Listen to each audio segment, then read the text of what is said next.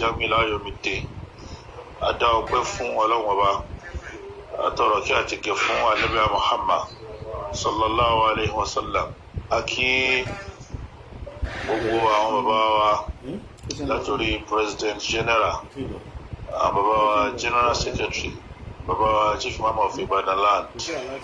àwọn bàbá wa Imamu Ọ̀ṣun Imamu Ògùn Imamu Èkó àti gbogbo àwọn àlùfáà wa lápapọ̀ gbogbo àwọn olóyè lákì lápapọ̀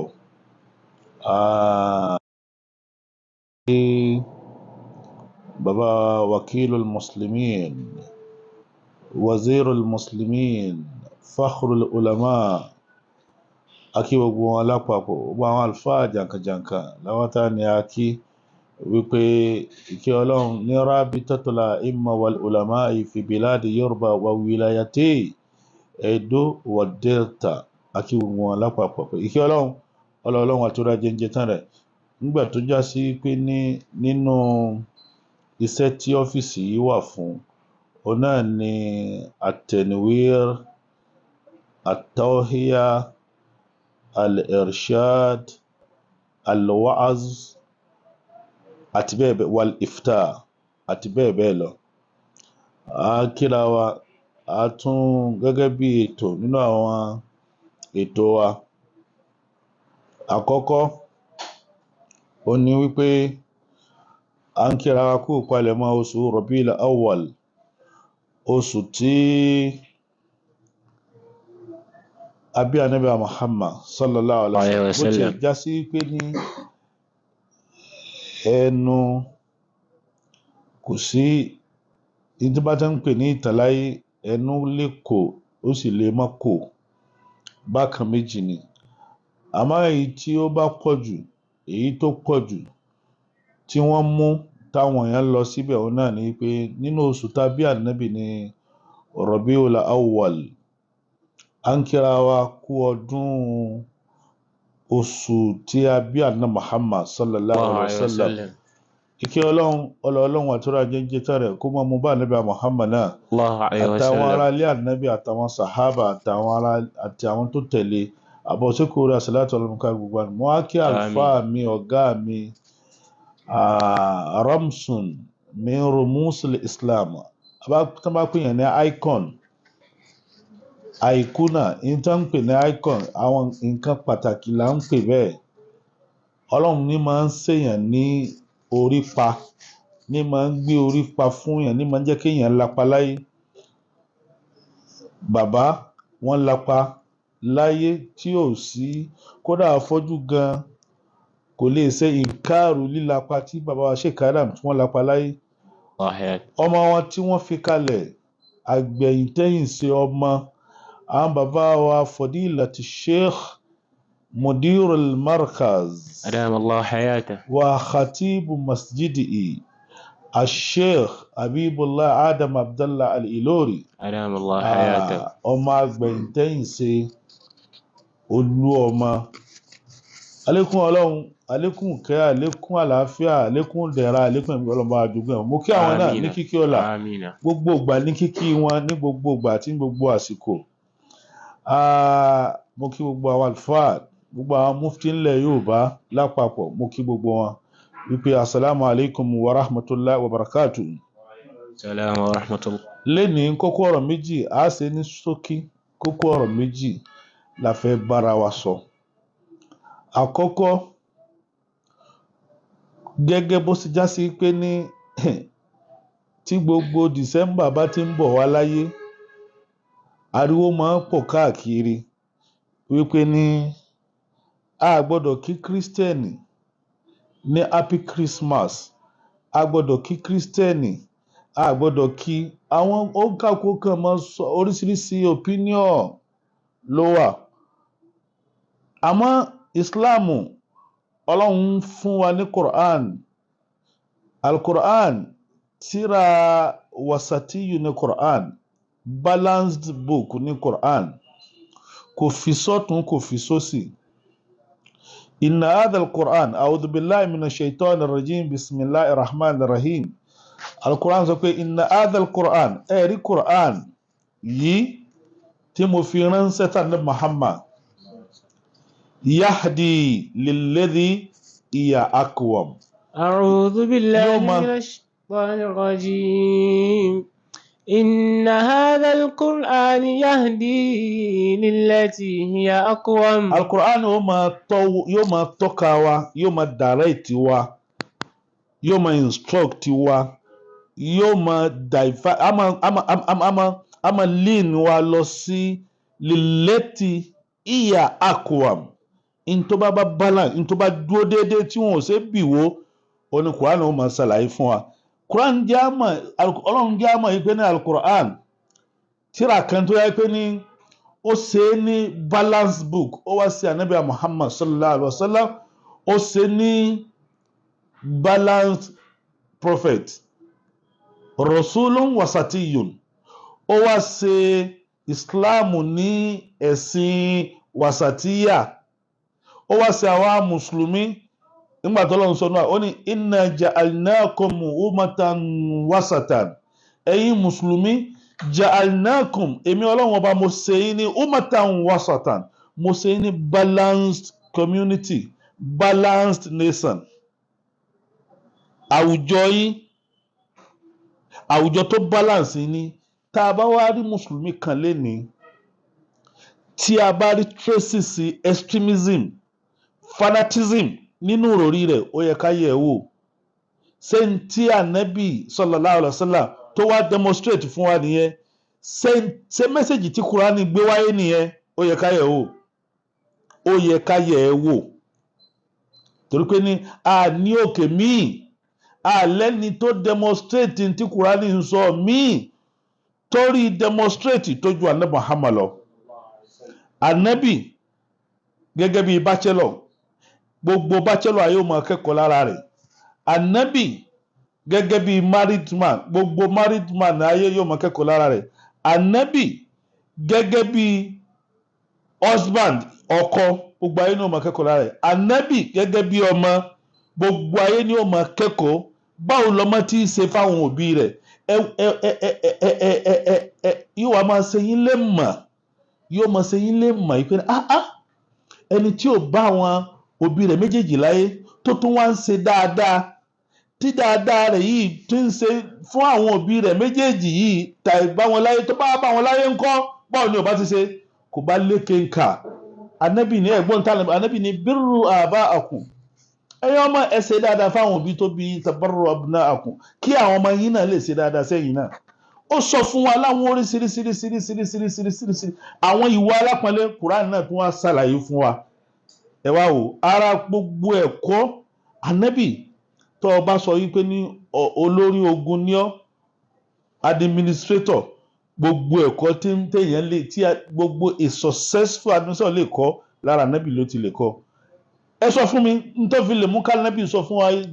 k'Ànábì sọ fún pé ní inni bu'istu, wọ́n gbé mi dìde liutammima makarimal akhlaq, láti lè ṣàlàyé, láti lè demonstrate, láti lè hùwà lápọ̀nlé fún àwọn èèyàn tí wọ́n máa kọ́ṣe mi ni. Tọ́lọ́run sì ń sọ fún wa pé laqad kana lakum fi rasulillahi uswatun hasana. Tó bá wá rí bẹ́ẹ̀, á rí i pé ní wasatiyatul Islam, moderacy Islam tó wà láàrin méjì, tó ìwọ̀ntúnwọ̀nsì ẹ̀sìn, wàláhì Islam ló kó gbogbo ẹjọ́. Ìyẹn ló wá fà á, ló wá mú, ló wá jásí wípé ní ibi tá a ti ń bára wa sọ látọjọ́ tó ti pẹ́, síwájú kọ́lọ́run tó gbé wa dé ipò yìí, ipò al-ifta. Ẹ̀yin ẹ lọ wo gbogbo àwọn pages mi, gbogbo àwọn post mi tí mo máa ń post. It is all about moderacy, centrism, wasatiya, al-ihtidal. Báwo la ṣe fẹ́ wà just? Báwo la ṣe fẹ́ báyàn ṣe? Kùránì ló ṣàlàyé ẹ̀ fún wa. Kò sí nǹkan tí Kùránì ó ṣàlàyé. Ma faratna fil kitabi min shay'in. Kò sí tí Kùránì ó ṣàlàyé fún wa. A máa wá rí, a tún wá fẹ́ wọnú oṣù Mọ́lídì náà báyìí. Awuyewuye ó tún wá bẹ̀rẹ̀. Tí ò sì yẹ káwuyewuye bẹ̀rẹ̀. Àmọ́ ibi tí awuyewuye ti máa ń wá, àwọn èèyàn tí wọ́n fẹ́ mú opinion tó yàtọ̀ sí tí ń bẹ ní Kùránì ni wọ́n máa ń bí awuyewuye. Àwọn èèyàn tó fẹ́ mú opinion tó yàtọ̀ sí bá Ànábì sì ṣàlàyé ẹ̀sìn fún wa, àwọn náà máa ń fa awuyewuye. Kì í ṣe Ìsìláàmù ló ń fa awuyewuye, kì í ṣe Kùránì ló ń fa awuyewuye, kì í ṣe Ànábì ló ń dá awuyewuye kalẹ̀. Ànábì ti ṣàlàyé ẹ̀ fún wa, Kùránì ti parí ọ̀rọ̀ fún wa. Naam. Tí Ọlọ́run bá ń sọ fún wa nínú Al-Qur'an pé ní al-yawm akmaltu lakum dinakum, mo ti parí ẹ̀sìn fún yín lẹ́yìn. Wa atmamtu alaykum ni'mati, mo sì ti parí ìdẹ̀ra. Fi farqu bayna al-ikmal, at-takmil wa tatmim. Lọ́dọ̀ àwọn lugawiyun, àwọn èèyàn tí ó pé ní wọ́n mọ tí èdè ń sọ, wọ́n mọ ṣàlàyé fún tí àràfi kan bá yí padà nínú tí wọ́n bá gbé tí kẹ́límà kan bá gbé kẹ́límà kan kalẹ̀, ìtumọ̀ rẹ̀ ọ̀tọ̀ọ̀tọ̀ ni láwọn kan pé kò sí tán pè ní mutaradifu, kò sí, kò lè jọra wọn, ó máa pẹ́ra wọn díẹ̀díẹ̀ ni, àyálò ni. Tó bá wá rí bẹ́ẹ̀ ní wàá jẹ́ ká pera wa ṣàkíyèsí kí ló dé táwọn ènìyàn wa tá a fi fẹ́ràn àṣejù tọ́lọ́run sì tako àṣejù, ní ó máa jẹ́ ká máa bára wa sọ kí làwọn èèyàn wa kí ló dé tá a fi fẹ́ràn àṣe ètò tọ́lọ́run sì tako àṣe ètò. Àṣe ètò tí mo mí ní pé ní kéèyàn máa fọwọ́ kékeré mú ẹ̀sìn, kó máa fọwọ́ nígbà tọ́lọ́run sọ fún Ànábì Yahya pé ya Yahya ukhsil kitaba bi quwwa, serious pẹ̀lú Quran, serious pẹ̀lú ìwé tí mo fún ẹ, má ṣeré.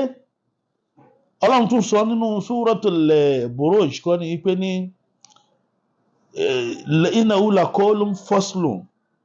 Kùránì tí mo sọ kalẹ̀ yìí laqawlun faslun, kì í sọ̀rọ̀ eré o. Wa ma huwa bil hazl. It is not a comedy book. Al-Asali, comedian, àti wá sọ Kùránì di comedy book. Báwo ni Mùsùlùmí ṣe lè sọ Kùránì di comedy book? Kùránì kọjá kó jẹ́ comedy book. Tíra tí ò ṣe fi ṣeré ó ní Al-Qur'an. Ìyẹn ló wá fà á ló fi jẹ́ ká sọ fún wa pé ní tó ń ti bẹ́ẹ̀ àní sọ yí pé ní àwọn èèyàn ti sọ oríṣiríṣi ọ̀rọ̀. Al-ihtifal bil mawlid nabawi bayna al-mu'arid wal mu'ayyid. Kálá fẹ́ ṣe mọ́lìdí,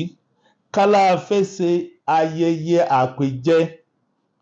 fún ọjọ́ tí wọ́n bí Allah Muhammad sallallahu alayhi wa sallam. Ẹnu òkò lórí ẹ̀. A ní àwọn al-mu'aridun, àwọn alátakò pé ní láà kò sí ní tó jọ, kò sí ní tó jọ. A sì ní àwọn ẹ̀pẹ́ ní kí ló dé tí ò sí ní tó jọ? Ní tó jọ wà. Àwọn tẹ́ ní ò sí ní tó jọ, wọ́n mú àwọn ẹ̀rí wá, bó tilẹ̀ já sí wípé àwọn ẹ̀rí tí wọ́n mú wá náà àṣejù ń bẹ nú rẹ̀, wọ́n ti fi àṣejù bọ́. Ó yẹ kó ní terms and conditions ni, kò yẹ kán fárígá pé láà. Àwọn tẹ̀ tún wá wọ́n tún wá sọ nígbà náà Ànábì ò bá ti ṣe àwọn ò ní ṣe, Ànábì ò bá ti ṣe àwọn ò ní ṣe. Àwọn tí wọ́n mú ẹ̀rí wáyé pé náà Ànábì ò bá ṣe Ànábì ṣe àwọn ò ní ṣe, Ànábì náà ṣe mọ́lìdí. Torí pé ní nígbà tí àdìsí Ànábì Muhammad sallallahu alayhi wa sallam, àdìsí tó sọ nígbà tí wọ́n lọ tábà lọ léwo nínú Sahih Bukhari nínú Sahih Muslim, ní àwọn èèyàn tí wọ́n gbà wá ó fẹ́ torí sí méjì àbí mẹ́ta, àwọn èèyàn pà tó pọ̀, àwọn riwaya pọ̀ ló pọ̀ rẹpẹtẹ. Àmọ́ eléyìí tí mo fẹ́ kà fún yín, an Abi Qatada ìlówí. An Abi Qatada radiyallahu anhu. Látọ̀dọ̀ Abu Qatada, Ọlọ́run kó bá wa yọ́nú sí. Anna Rasulullahi sallallahu alayhi wa sallam su'ila an.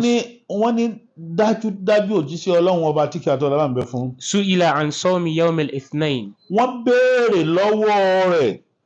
nípa àwẹ̀ tí máa ń gbà níjọ́ Monday. Qal. Ó wá sọ yìí pé dhaka yawmun wulidtu fihi wa yawm. Ànábì èsì tá Ànábì fi fún ọ lẹ́sìn ni pé ní ẹ̀ ń béèrè lọ́wọ́ mi nípa àwẹ̀ tí ń gbà níjọ́ Monday. ìdí nítorí ẹgbà àwẹ̀rẹ́ àkọ́kọ́ ذاك يوم ولدت فيه ذاك يوم ولدت فيه ọjọ́ tí wọ́n bí mi nínú rẹ̀ ni ọjọ́ tí wọ́n bí mi nínú rẹ̀ ó ti fi hàn yí pé ní ànábì gan fún lójú ayé ara rẹ̀ ó ti ń máàkì ọ̀tọ̀ ni marking ọ̀tọ̀ ni celebrating أيوه ànábì ti ń máàkì ọjọ́ tí wọ́n bí àmọ́ ní tí fi máàkì ẹ̀ ní ààwẹ̀ máàkì yẹn lọ́tọ̀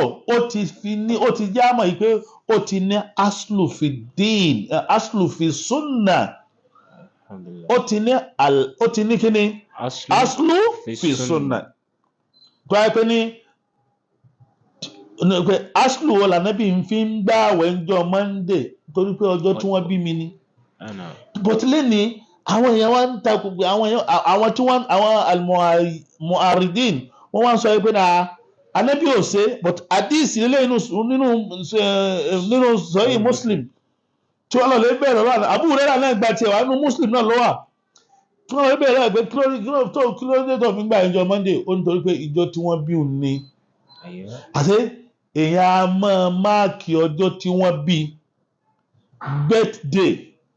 and birth there is difference between birthday and birth dates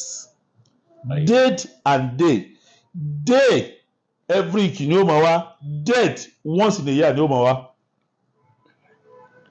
so ọjọ́ tí wọ́n bí mi ni mò ń torí pé ìjọ tí wọ́n bí mi nìyẹn so ẹni tó lè máa gbà yẹn láti lè máàkì ìjọ tí wọ́n bí kí ló ń ṣe yẹn jẹ̀mọ́ ó máàkì ó ń celebrate but in tó nífẹ̀ẹ́ sí láti lè lò láti lè fi máàkì ọjọ́ tí wọ́n bí láti lè fi celebrate ọjọ́ tí wọ́n bí kí ni nǹkan náà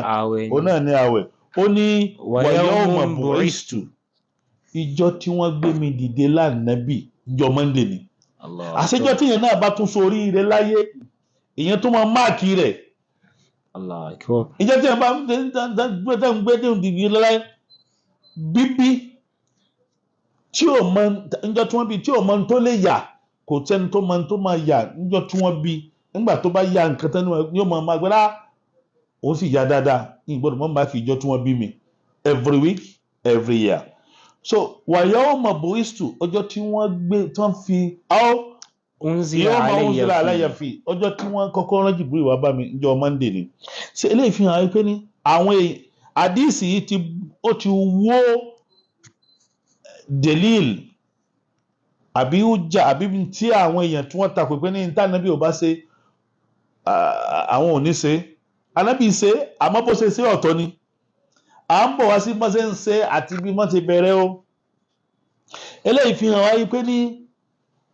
kò sí ní tó burú jù ń bẹ̀ Ọlọ́run ní àwọn ọjọ́ àwọn àyàmùlà Ọlọ́run sì sọ fún wa pé ní wadhakirhum bi ayyamillah ìrànlẹ́ Muhammad ẹran wọn létí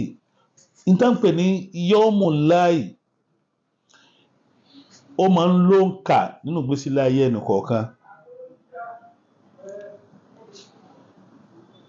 a ní Ànábì sallallahu alaihi wasallam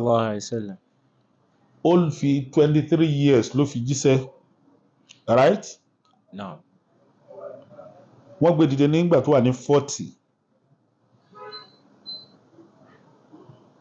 ó sì jíṣẹ́ fún 23 years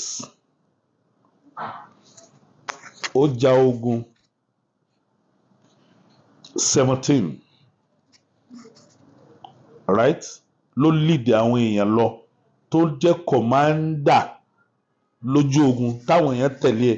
ìyẹn ni ogun táwọn Ànábì bá participate nínú rẹ̀ náà ń pè ní algasu gasawat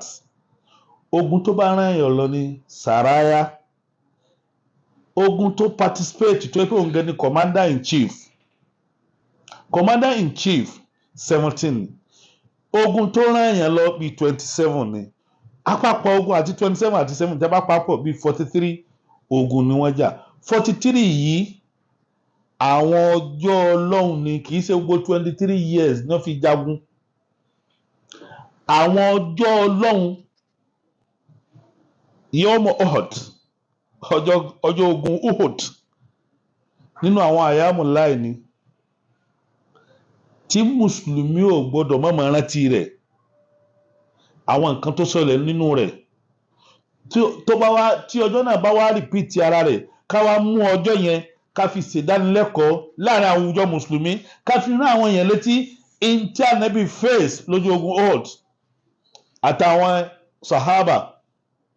Badr bákan náà Tabuk bákan náà gbogbo àwọn Khandak bákan náà gbogbo àwọn ogun tó jà nínú àwọn àyàmù láì ní Ọlọ́run náà ó ṣe ní máa rántí àwọn ọjọ́ tó burú fún ẹ tó rò wípé Ọlọ́run ọba ò sí pẹ̀lú rẹ tọ́lọ́run padà wá dé tó padà wá ràn ọ́ lọ́wọ́ jẹ́ káwọn èèyàn rán ọ létí rẹ jẹ́ káwọn èèyàn bá ọ kẹ́dùn jẹ́ káwọn èèyàn bọ́ ọ dúpẹ́ òun ló fà á súnà Ọlọ́run lélẹ́yìí kéèyàn máa rántí ọjọ́ tó burú àtọjọ́ tó lọ mú yàn kúrò nínú ìṣòro ìlò bí Àṣúrà àti Táṣúrà ìgbà tá Ànábì dé Mádínà sallallahu alaihi wasallam Ànábì bá àwọn Yahudi Mádínà tí wọ́n ń gba àwẹ̀ tí wọ́n ń sọdún kẹ́yẹ́ pé wọ́n ń gbàwẹ̀ wọ́n ń sọdún wọ́n ń celebrate wọ́n máàkì wọ́n jubilẹ̀ Ànábì abẹ́ pé èwo lẹ́ ń ṣe wọn àwọn máàkì Ànábì Musa ọjọ́ t'Ọlọ́run là kúrò lọ́wọ́ Fáráò ọjọ́ kẹsàn-án ló ní ṣòro ọjọ́ kẹwàá l'Ọlọ́run là kúrò nínú ṣòro Ànábì Dawud Ànábì Ibrahim ọjọ́ tó ń tí ó ní ṣòro lọ́wọ́ Namrud ọjọ́ kẹsàn-án ni Ọlọ́run sì là kúrò lọ́jọ́ kẹwàá wọ́n á bẹ̀rẹ̀ sí dákọ̀ àwọn ànábì Ọlọ́run tí wọ́n ní ṣòro tọ́lọ́run Ànábì Ayub tó síkì ọjọ́ kẹsàn-án yìí sọ́jọ́ kẹwàá Ọlọ́run gbé àìsàn náà kúrò fún nígbà tí wọ́n ṣàlàyé bẹ́ẹ̀ reason why táwọn fi ń celebrate ńjọ́ yẹn Ànábì tó bá rí bẹ́ẹ̀ dáńgbà náà wa nahnu awla bi Musa minkum èmi ànábì ẹbí kan lèmi pẹ̀lú Musa èmi lẹ́tọ̀ọ́ sí ju ẹ̀yin lọ tó bá lọ lókè bọ̀ wá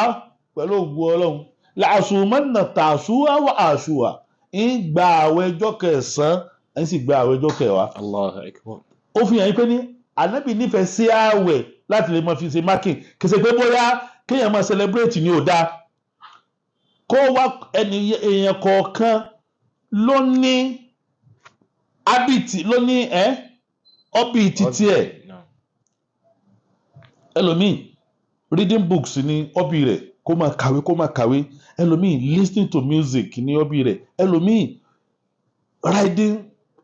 horses kó yẹn máa gun ẹṣin ní hobby rẹ̀ ẹlòmíì watching TV watching movie ní hobby rẹ̀ ẹlòmíì kó máa ka Quran kíkà ní hobby ẹlòmíì àwẹ̀ ní hobby ẹlòmíì nafila ní hobby ẹlòmíì tàwáàfù ní umra gbogbo ìgbà mo lọ́rẹ̀ẹ́ kan lójúmọ́ níjọ́ tí umra bá rìn sí lára yóò ṣe umra bíi 5 umra 5 lójúmọ́ bí ṣe ń lọ mọ́sídù tẹ̀níyìmù tí ń bọ̀ wá tí ń gbé ìráàmù tí ń gé díẹ̀ nínú oorun yóò tún padà síbẹ̀ yóò tún lè ṣe. ẹlòmíì dẹ̀kẹ́ ní tó bá fi lè ṣe umra ẹ̀kan tó dé Mọ́kà báyìí kò tún dé Mọ́kà bà mọ́ ó bí oníkàlùkù ẹlòmíì dẹ̀kẹ́ ní Kùránì tó bá dé Kaaba Kùránì ó parí throughout aláwọn tó ń parí Kùránì ìjọ kan a ní oníjọ́ mẹ́ta a ní oníjọ́ méje ìtọ́lọ̀ ń fi ro oníkàlùkù lọ́rùn ọ̀tọ̀ọ̀tọ̀ ni so àwẹ̀ lọ́lọ́run fi ro àná Muhammad sallallahu alaihi wasallam ọlọ́run fi rọ ọlọ́run ló fi prefer àwẹ̀ ẹ wá lè expect ẹni tí ó lóun fẹ́ máa ó ti fi hàn wá nísìnyí pé ní gbogbo àwọn tó ń pè ní ká ṣe al-ihtifal bil Mawlid an-Nabawi sharif pé ní bídíà ni kákọ́kọ́ mọ̀ pé kì í ṣe bídíà ìtànpá máa ń pè ní bídíà òun náà ní ntànàbí ò bá ṣe tá a sì rí aslu fún nínú ẹ̀sìn àti rí aslu fún nínú ẹni tó ní nǹkan tá ẹni tó ní birthday tá à ń celebrate àti rí aslu fún pé ànábì ni máa ń ṣe àmáwẹ̀ ni máa fi ń ṣe kí wọ́n ní aburú tí wọ́n ń bẹ́ ń bí bá a ṣe ń ṣe lénìí ìyẹn ni ká wá wò ká ṣe birthday ká máàkì birthday àti rí lọ́dọ̀ ànábì Muhammad sallallahu alayhi wa sallam. wípé ní ànábì gan fún ara rẹ̀ máàkì birthday ara rẹ̀. now àwa rí àdìsí ànábì Muhammad sallallahu alayhi wa sallam. tó sọ fún wa wípé ní nínú Sahihul Muslim أيوة. naam عن جرير بن عبد الله رضي الله عنهما látọ̀dọ̀ Jureir ọmọ Abdullah رضي الله عنهما àti bàbá àtọmọ ọlọ́nkọ́ bá yọrù sí. أن رسول الله صلى الله عليه وسلم dájúdájú قال ìṣọ́lá àti kọ́ra aláǹbẹ̀ fún sọ wípé من سن في الإسلام سنة حسنة فله أجرها وأجر من عمل بها بعده من غير أن ينقص من أجورهم شيء. ẹni tó bá gbé ìlànà kan kalẹ̀ سنة حسنة ní tá à ń pè ní súnà ìlànà ìṣesí àṣà eléyìí èsè bídíà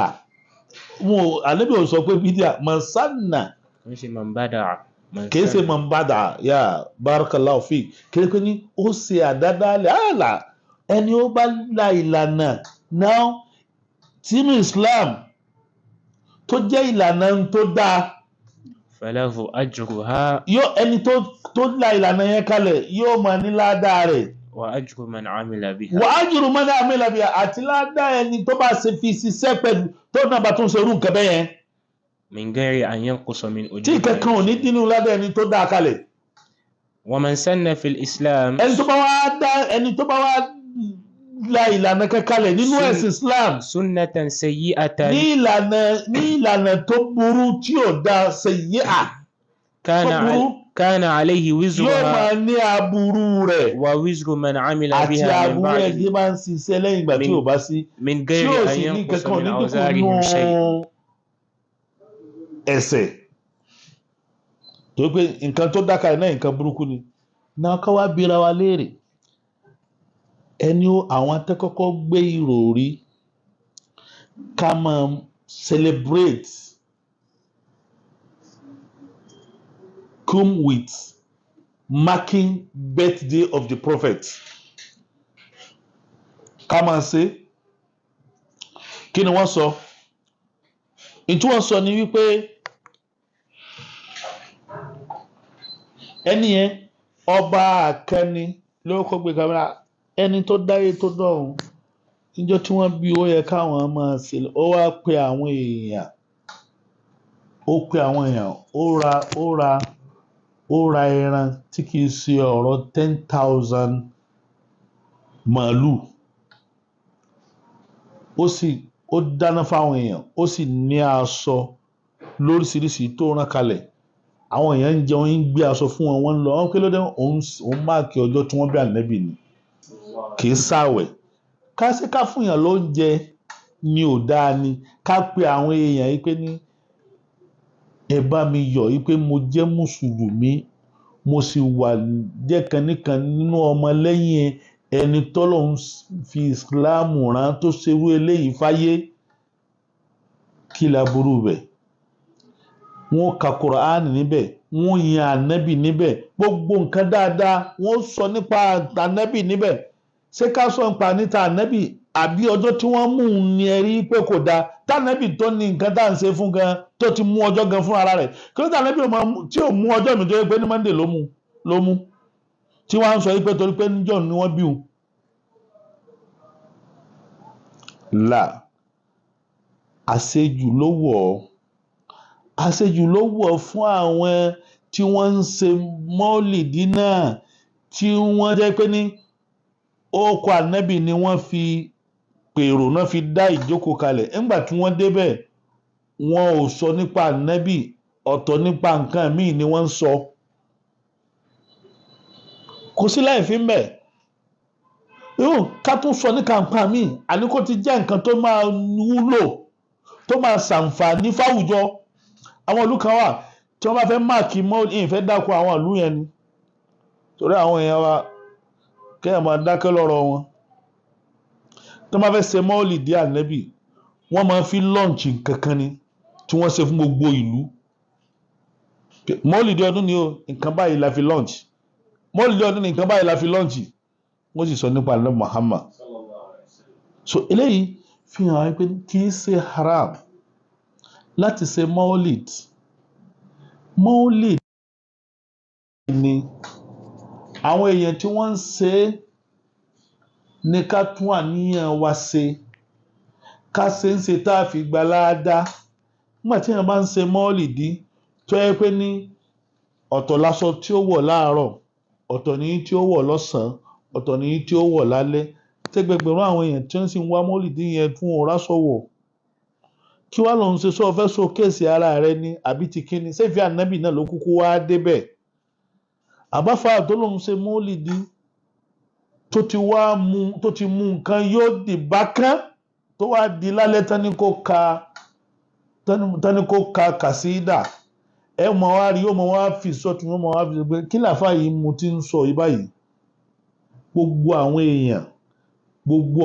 98% àfà mùsùlùmí ni wọ́n fọwọ́ sí mólìdí ànábì 98% Ibn Hajar al-Asqalani Sayuti ẹ dákun ọgbà àwọn àfà gbogbo wọn kò sẹ́ni tí ó fáàmà bí ní mọ́tẹ̀ rabbika fa adé ìjọba tó lọ́n bá ṣe fún wa kí ó tà lè promote ẹ̀ ànábì kọjá bẹ́ẹ̀ àmọ́ bá ó yẹ ká ti wá kò ní level kákàmọ́ kóra wá jọ ó yẹ ká tí mu ọ̀bù lẹ́ẹ̀kan náà ká fi ṣe kò sí ní tó dún fún wa pé gbogbo mùsùlùmí Èkó gbogbo àwọn jàmùíyàt tó ń bẹ lẹ́kọ̀ọ́ gbogbo àwọn organisation tó ń bẹ lẹ́kọ̀ọ́ sẹ́ẹ̀dì ń bẹ lẹ́kọ̀ọ́ ilé kí ó ti ń bẹ lẹ́kọ̀ọ́ káwá team up ṣé bá nẹ́bí ìkan náà ní gbogbo àwọn pariwo pé abẹ́ máàkì nígbà tí èsì ànẹ́bí ọ̀tọ̀ọ̀tọ̀ ni tá a bá tiẹ̀ wá ṣe ti gbogbo ògbò tán tí kíkó wa náà wá bẹ̀rẹ̀ sí ni máa ṣe ti tiẹ̀ ní pẹ̀lú in tó bá àdúgbò rẹ̀ àtàgbègbè rẹ̀ àti ẹgbẹ́ rẹ̀ lọ kò sí láì fi ń bẹ̀ ká fi bẹ̀rẹ̀ Ọlọ́run ká fi kún àkọ́kọ́ náà mọ́lìdí ànábì kì í ṣe bídíà iná láti sọ fúnra wa yìí kì í ṣe bídíà torí wọ́n máa ń sọ wípé ní tí ó bá ti jẹ́sìn tánàbí ó bá ti ṣe kò lè jẹ́sìn mọ́ lẹ́yìn ànábì àbí tánàbí ó bá ti ṣe àìmọye nǹkan lànábì ò ṣe àìṣe rẹ̀ kò sọ pé ní àìṣe yẹn ó ti di èèwọ̀ fún wa rárá bó ṣe wò ó lè mọ́ so nítorí bẹ́ẹ̀ à ń kíra wa kú palẹ̀mọ́ maulid ọlọ́run àti fẹ́ wọnú rẹ̀ pẹ̀lú ògo ọlọ́run bóyá lọ́túnla ni a wọnú oṣù Rabiul Awwal a fẹ́ fúnra wa ní update lórí Rabiul Awwal yìí gbogbo àwọn àtúntúnfàsìkò yìí sọ fún gbogbo àwọn tí wọ́n ń sọ̀rọ̀ lórí social media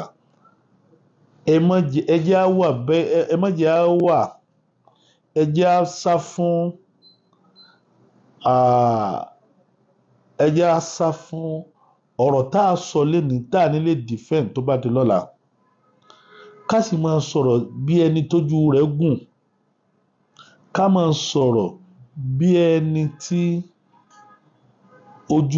ẹni tójú ẹ̀ bá gùn kò ní máa ṣe wọ́nranwọ̀nran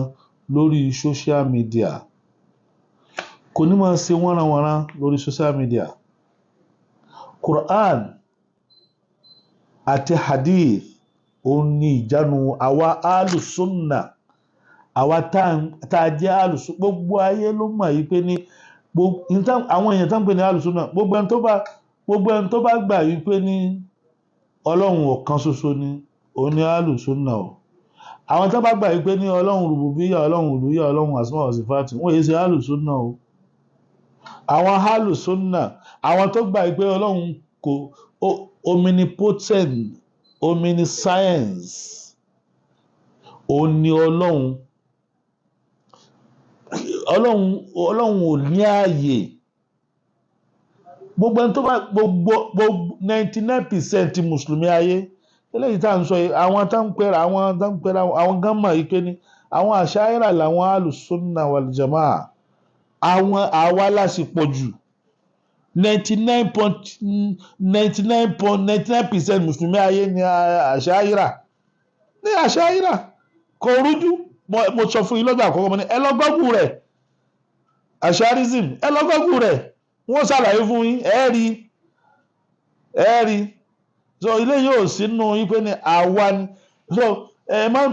àwọn àtúnwá máa rí nítorí pé ní àìgbọ́ ẹ̀kọ́ yé ọ̀pọ̀lọpọ̀ àwa náà tá à ń pera wa láàfáà wàláhì ó ṣẹnu láàánú púpọ̀ jù ìmọ̀ràn mi ní fún gbogbo ọ̀pọ̀lọpọ̀ àwọn àlùfáà tá a fẹ́ lọ lè jábọ̀ fọlọ́hun àwọn àlùfáà wa tí wọ́n bí wa àwọn bàbá tí wọ́n bí wa àṣàírà ni wọ́n o mọ́sàbí Málíkì ni wọ́n sì ń tẹ̀lé àṣàírà ni wọ́n mọ́sàbí Málíkì ni wọ́n ń tẹ̀lé gbogbo tíráfíkì dáńkà síwájú káwọn bàbá wọn yìí kí wọ́n tó síwájú kígbà tó dé yìí ẹ bèrè láti bí durusu àwàlíyà mugamadu nziya risala sabara dání gbogbo tíráfíkì wàláhì tíráfíkì Málíkì ni pọ̀tìlẹ́ni àdísì lókù dáa fi ń ṣe fíkíù àdísì la fi ń ṣe fíkíù lẹ́ni pẹ̀lú àgbọ́yé ẹni tí máa ń ṣàlàyé ẹ̀ fún wa kò rí bẹ́ẹ̀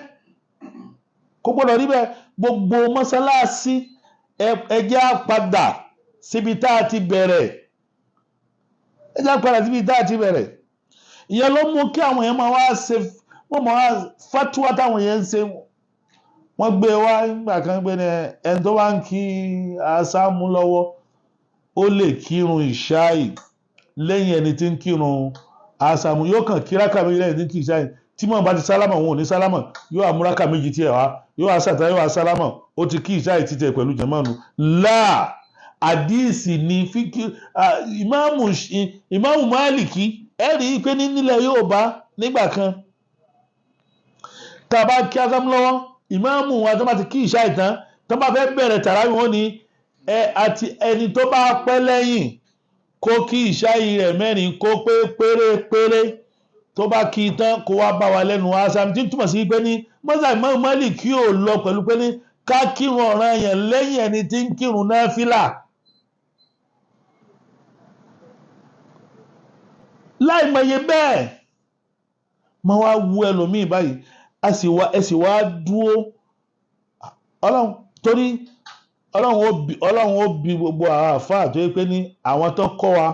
àṣàrà náà fi kọ́ wa Málíkì wọ́n fi kọ́ wa àwa rọ́bìṣì gbogbo nǹkan tí wọ́n ń ṣe kò gbọ́dọ̀ rí bẹ́ẹ̀ al-Aqīdatul Murshīdah gbogbo lékéwú ló gbọ́dọ̀ mọ̀ al-Aqīdatul Murshīdah gbogbo lékéwú ló gbọ́dọ̀ mọ̀ ẹ gbára sẹ́yìn ń bẹ lẹ́yìn Fawāqihu Sākitah wọ́n tó bá ní ń bẹ lẹ́yìn Fawāqihu Sākitah á sì gbé sórí Facebook page wa àti English àti Arabic àti kíní rẹ̀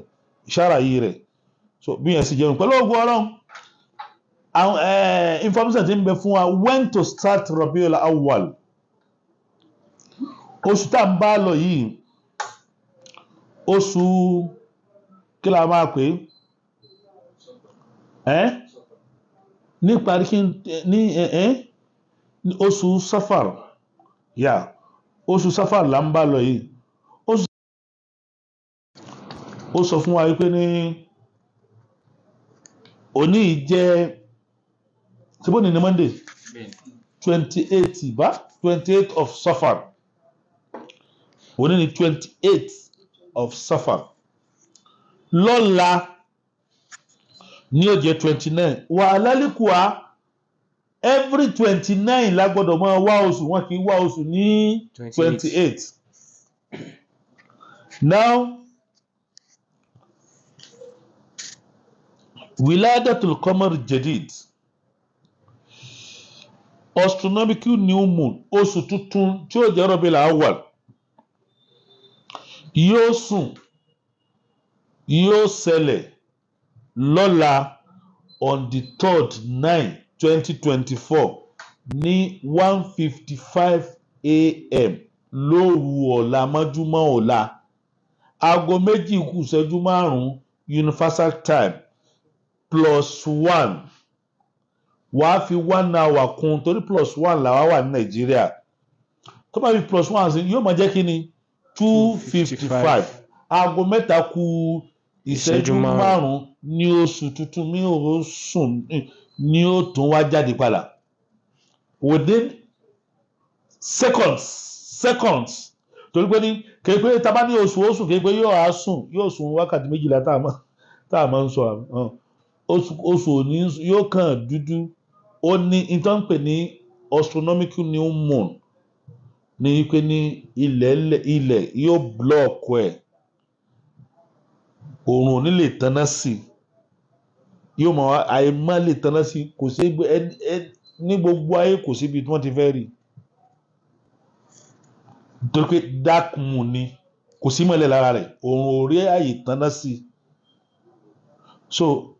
ó máa ṣẹlẹ̀ ní 2:55 a.m. láàárọ̀ ọ̀la Tuesday right 2:55 ẹ wá kà lóru 3:55 4:55 5:55 6 7 8 9 10 11 12:55 how many hours ni ẹ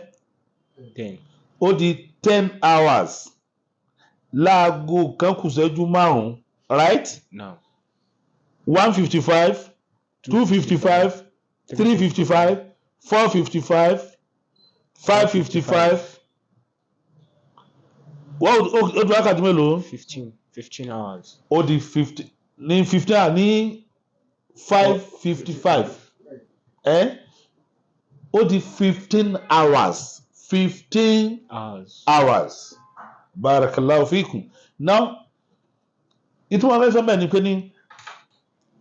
a ní kíní kan tán pè ní moon set àti moon rise a sì ní sunset àti sunrise moon rise ìgbà tí oṣù máa yọ moon set ìgbà tó oṣù máa wọ̀ sunrise ìgbà tó oòrùn máa yọ sunset ìgbà tó oòrùn máa wọ̀ ní ọ̀la Tuesday tó jẹ́ on the 3rd tá a lè sọ máa gbé ní 1:55 ó ní conjunction máa ṣẹlẹ̀ ní ọ̀la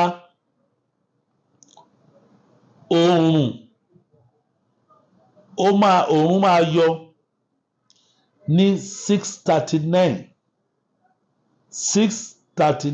a.m. láàárọ̀ ọ̀la lòòrùn máa yọ òṣùpá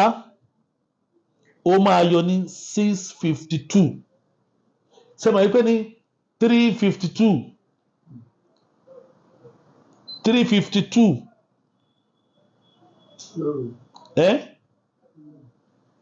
2:55 lóru 2:55 àti plus one of jẹ́ 2:55 la ní conjunction máa ṣẹlẹ̀ náà tí kò náà máa ṣẹlẹ̀ nígbà ní òṣùpá òní dúró yóò máa lọ ní wàṣámsì wal-qamaru wàṣámsì tajri li mustaqarrin laha zalika taqdirul azizil alim òṣùpá òní dúró òun òní dúró gbogbo wọn ń lọ pẹ̀lú calculations ni wọ́n fi ń lọ now 6:52 a.m. ẹ wá yọ ní òṣùpá máa yọ láàárọ̀ la òṣùpá moonrise sunrise àárọ̀ ẹ̀ tábà ní ó yọ ẹ̀yin ò ní rí bó torí pé ó ní gbogbo ojoojúmọ́ ló nígbà tí òṣùpá ń yọ tó òṣùpá ń wọ̀ tóòrùn ń yọ tóòrùn ń wọ̀ àmọ́ òṣùpá ò ní ẹ̀ lè rí òṣùpá illa ba'da ghurubi shamsi májẹ̀mú tẹ́ lè fi rí òṣùpá òrùn òní máa bẹ́ǹtà kóṣùpá máa bẹ́ǹtà kẹ́ẹ̀rí wọn tó rọrùn ní ó taná sóṣùpá tẹ́wárí ẹ̀ bá ní òun róṣùpá lóru òun wá bọ́ ta láago méjì ọ̀sán wá rí òṣùpá irọ́ lórí now sunrise 6:39 lòrùn máa yọ láàárọ̀ la moonrise 6:52 lòṣùpá máa yọ àmẹ́ ní rí now wíwọ̀ òṣùpá